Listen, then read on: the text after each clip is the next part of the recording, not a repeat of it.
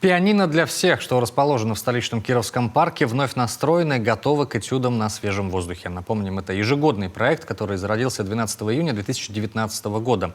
Инструмент устанавливают каждый летний сезон в центре парка, чтобы любой прохожий, будь то профессионал или любитель, мог помузицировать.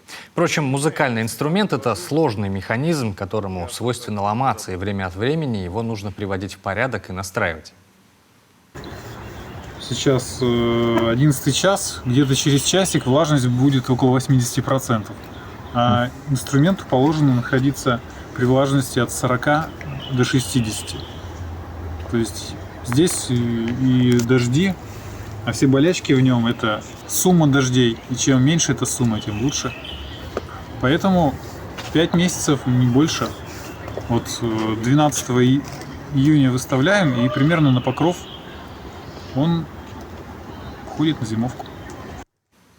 Профессия настройщика достаточно редкая, услуги мастера недешевые. С каждым сезоном количество желающих поиграть на пианино растет, а вместе с ним растет и износ инструмента.